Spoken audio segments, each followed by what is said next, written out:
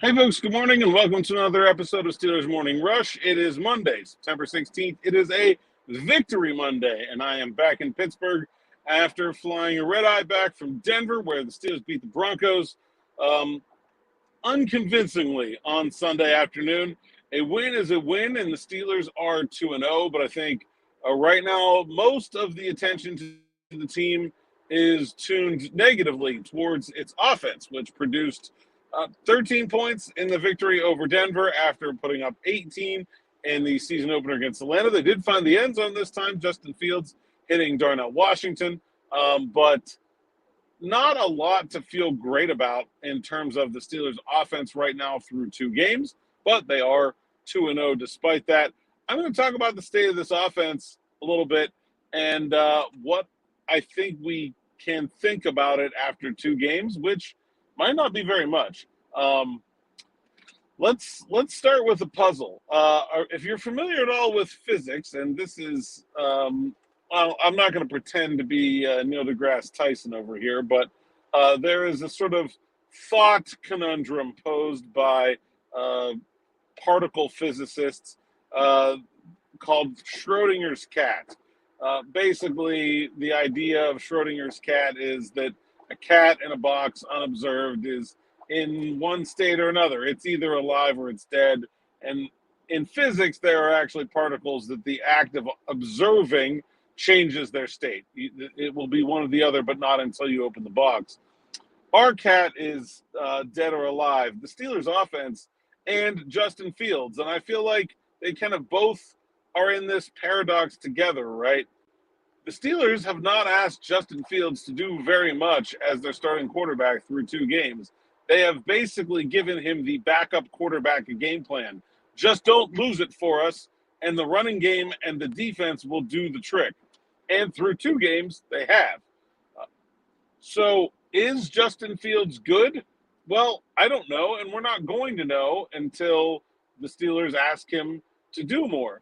And I think on in very much the same vein, you can ask the question: is Arthur Smith's offense any good? And again, you're not going to know until it asks Justin Fields to do more. And if the answer to is Justin Fields any good is no, then we're still not going to know the answer to whether Arthur Smith's offense is any good. Look, I talked a lot this offseason about liking the Steelers' schedule because it gives this offense time to come together. There are a lot of problems with this offense that are going to be solved by just allowing this completely new unit, whole new scheme, new coordinator, two new quarterbacks, three new offensive linemen, whole new wide receivers room, basically, to get on the same page and come together. That is going to take time. Um, Time can heal a lot of things. It is not going to heal a bad play caller. It's not going to heal poor talent at the quarterback position. Do the Steelers have those things? I don't think we can tell. We're not going to know until some team puts the Steelers in a position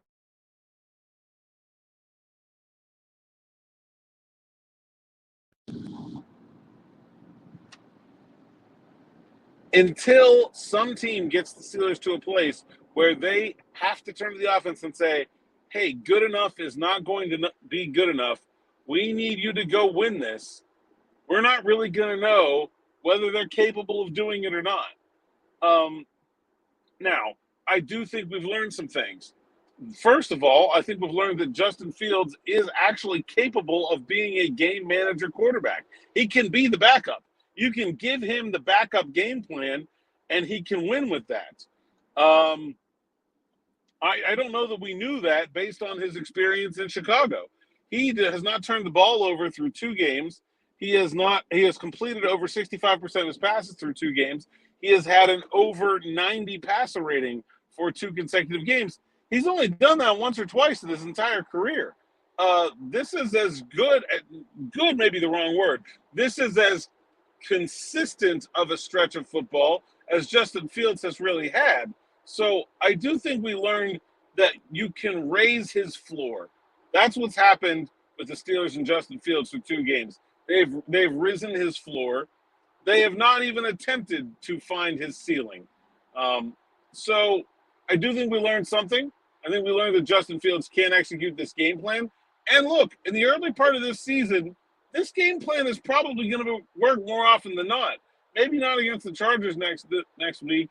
Maybe not against a team like the Colts or the Cowboys, but it can work against the Giants and the Jets and the Commanders, and they can get to the bye week with 5 wins probably just by continuing to do exactly what they've been doing. But we all know that's not going to cut it long term. That's not going to win them a playoff game.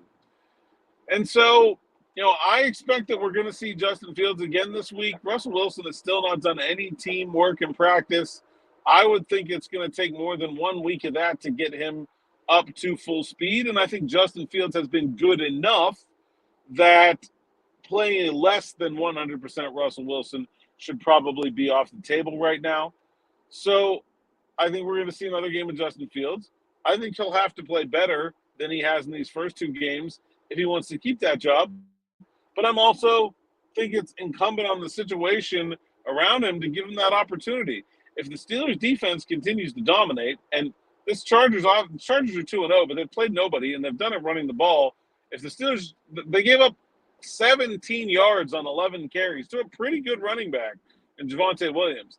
If they just shut down this running game, and it's guys they know, and it's an offensive coordinator they know, and Greg Roman, and it's an offensive coordinator that have had a lot of success against in the past, if the Steelers shut down this Chargers offense again, get a couple turnovers, we could very well see another game where the Steelers don't ask Justin Fields to do anything, and then he goes back to the bench. I don't know. I think that's possible. But like I said, it is Schrodinger's offense with Schrodinger's quarterback, and until we start opening some of those boxes, I don't really think anybody knows what the Steelers have right now.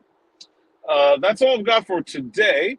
Thanks for bearing with the scenery here as I return from the airport after my red eye from Denver. We'll be back to our normal time and locale on Tuesday, and I'll be back with another episode of Steelers Afternoon Drive with myself and Zachary Smith right here on the Steelers Now YouTube channel or anywhere you get podcasts. If you're watching on YouTube, make sure you like, subscribe, hit that bell for notifications so you don't miss an episode of Morning Rush, Afternoon Drive, Sights and Sounds, Steelers interviews, all the stuff we got going on here in the YouTube channel. And if you're listening somewhere else, make sure you leave us a 5-star review and subscribe on whatever platform you're listening on. Thanks for listening. Thanks for watching. Until next time, enjoy.